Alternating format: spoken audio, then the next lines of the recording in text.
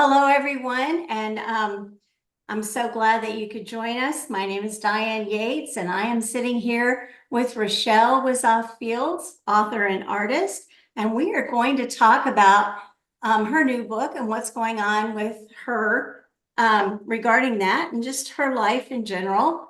So I appreciate you joining in. So Rochelle, I read your book, Last Dance with Annie. I thought it was phenomenal. I enjoyed it. And the subject matter is not something that I would pick a book up and read, but oh, it was just so impactful. So I want to ask you what inspired you to write this outstanding book? Um, when I was growing up in the mid 60s, 1960s, there was an iconic British model, if you remember, those of us of a certain age do, Twiggy, who Yes, gained, yes, yeah, she was international. Young girls emulated her. yeah, I She remember. was painfully skinny, and everyone wanted to look like her. And I never fit that mold. I went through puberty quite early and developed womanly curves ahead of my peers. I guess, as a friend of mine says, I was well endowed by my creator. And so I never fit that body image. And so then in my mid 20s, I had a thyroid condition where I lost a considerable amount of weight in a short time. And while my friends and my family were worried about my health, because I really did get down to practically nothing. Um, and I kept it going. I thought I was making healthy choices. I gave up fats, I gave up sugar. And I thought I was the healthy one, but I was never thin enough. Mhm. And and this continued off and on into my 30s. Well, then in my mid to late 30s, I started having flashbacks of childhood sexual abuse. And this wreaked havoc in my family life, my body image. I sank deeper into my eating disorder. So, in the process, I not only nearly lost my family, but my life as well. So, the road to recovery was difficult for me, for my family. I mean, my children who are grown men now still will make comments that tell me what I this did to them. So in recent years, after nearly 30 years in recovery, I felt it was time to share my story after a fashion. I didn't feel like writing a memoir because, as you know, you start naming names and telling the truth. There are people that can be hurt by that. Right. So I didn't want to do that. So it's a fictionalized version of my journey, excuse me. So one of my goals in writing Last Dance with Annie is to spotlight the fact that teenage girls aren't the only ones who suffer from eating disorders. During my final hospitalization, my fellow patients ranged anywhere from 13 to 60 and cross gender and racial barriers. So that was another goal, is to show that no one's immune. Well, I just found the book totally amazing and I learned a lot that I didn't know about this condition. I think it's a must read for basically anyone. Um, but I know you've written other books. You have a total of how many books now? Oh, gee, we start counting on my fingers. There's the trilogy. This will be the sixth, I believe. Okay. So is Last Dance with Annie similar to any of your other books? Really, the only similarity between Last Dance with Annie and my other books is the name of the author. Okay, that's fair enough. So, so what are the names of your other books? Okay, well, the first one actually does have a short story called Last Dance with Annie in it. It was a short story book called This, That, and Sometimes the Other. And then from there, I went to Please Say Cottage for Me, which I refer to as the dark side of Fiddler on the Roof. That was actually my pitch line. And it's historical fiction about a woman's journey at the turn of the 20th century, before the Holocaust, and her escape from the persecutions called pogroms in Eastern Europe. And so my purpose and then from there I ended up, it was going to be my first and only book. And from there I wrote 2 sequels, From Silt and Ashes and As One Must, One Can. And they follow my main character, Hava, from Eastern Europe to Kansas City, ultimately. And my purpose there was to educate people to the fact that Hitler wasn't original, that there were many persecutors of the Jews before him. Just as brutal, just not as well documented. Right. And I have read those books. Those are excellent. You are an excellent writer, actually. And so I think that you've done all this subject matter justice. So it's great. What was the most challenging in writing Last Dance with Annie? Ultimately finishing it. Yeah. This book actually took a few years, and not just because the writing took so long. It was each time I started, the timing wasn't right. It was still too up close and personal for me. So at one point I wrote the first chapter, and I think I got 4 chapters into it and had to put it away. And so that was probably the biggest challenge in it. And that was in 2017. So I finally finished the novel in 2020.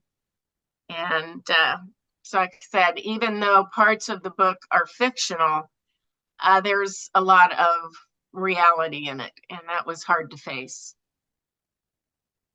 So about the title, who is Annie?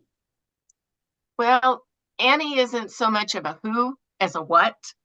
Was really in one of my support groups, one of my fellow, as we called ourselves, EDs, had nicknamed anorexia Annie, and her whole title was Annie-rexia.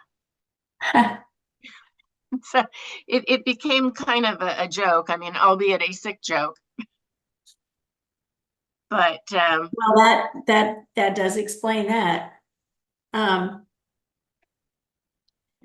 So you have some other you've put some other artistic abilities into this subject. You shared with me at one point a poem. yes, And I was wondering if you might like to read that now. Do you have that handy? If you don't, I do. I do. Okay. It's called The Dancer, and this is also where Last Dance with Annie, because I mean, everything in life is a choreography. Really, if you think about it, writing is a choreography. You know, getting the chapters in the right places, doing the right steps. And so I wrote a lot of poetry during my disordered times, just to get my feelings out. And this one I included in the front of the novel. And it's called The Dancer. The steps used to be simple. Every leap and turn, graceful, exultant dance. But now Annie leads me to murky depths of despair and threatens, in the most literal sense, to devour soul, spirit, and body. I'm tortured by pain on the faces of those who care. Helpless to halt this insane choreography, I seek resolution by a self-destruction. That is so, so good. Rochelle, like I said, I read the book, and there is a reference in there to someone that a performer that I have high regard for, and that was Karen Carpenter of the Carpenters. And would you be able to share just that line or? Yeah, because I mean, it's a line in the book, and it was what my doctor said to me at that time. She called me on the phone and, was pretty much begging me to stop. She says, you are going to end up dead on the bathroom floor like Karen Carpenter, and there's not a thing I can do about it. Wow. Wow. So what was the most satisfying about finishing this book? Finishing it.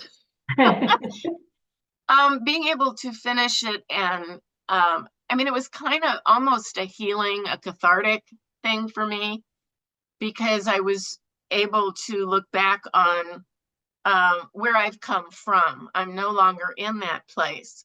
I can talk about the eating disorder without hurting, without stopping, and being able to face it.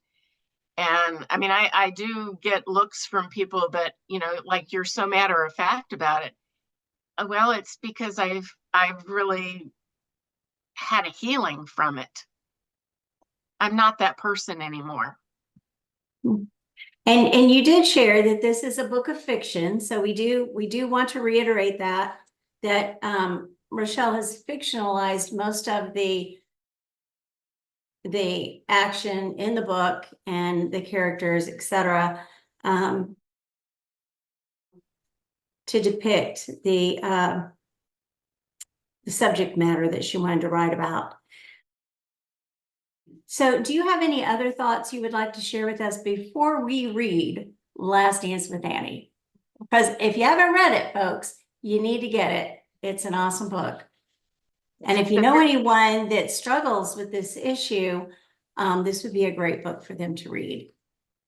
Yeah, like I said, it's a disorder that is not a respecter of gender, age, Right. or race.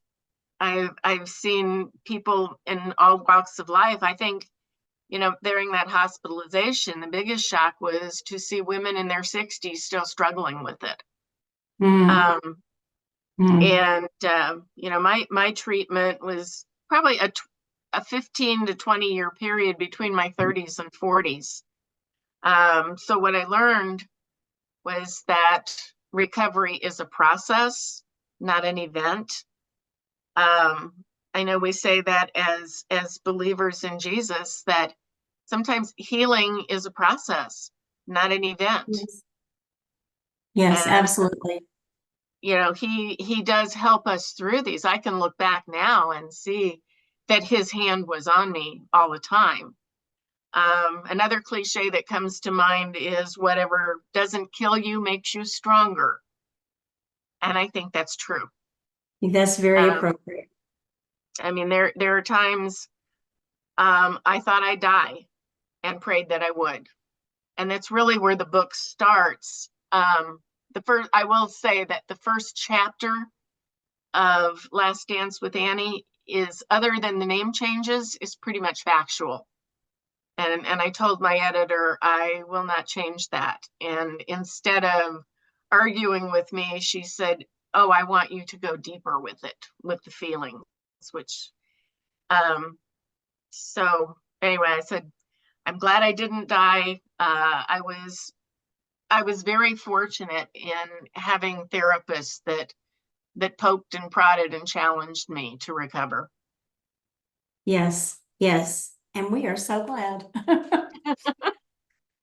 Um, so I'm going to give you an opportunity here to share a little bit about your other books.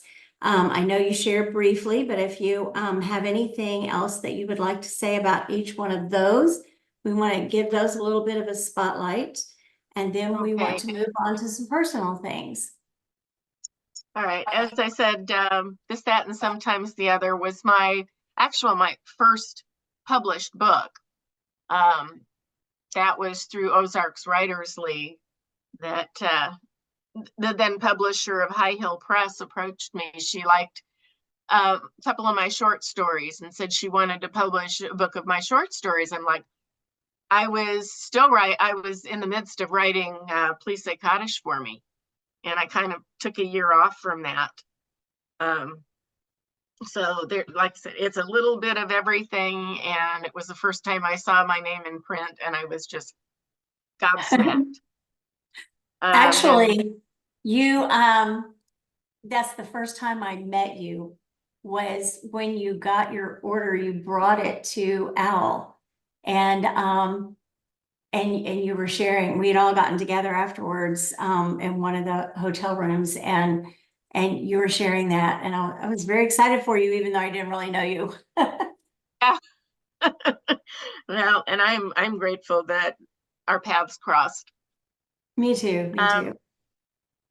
so anyway, I pretty much shared most of, Please Say Cottage for Me. It's the first book of the trilogy.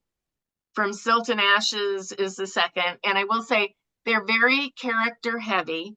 They were my first books. Please Say Cottage for Me probably took a total of 10 years from start to finish, because as you know, you write, you rewrite, and then you rewrite some more. And every time I would go to an OWL conference or a workshop, it was like, oh, I did this wrong. I've got to go back and do that right. So I kept rewriting until we found a publisher. So then From Silt and Ashes takes Hava from Eastern Europe. She ends up in Kansas City at the end of Please Say Cottage for Me. And then the second book is her settling into life in America. And said there are a lot of characters, so I can't begin to go over all of them.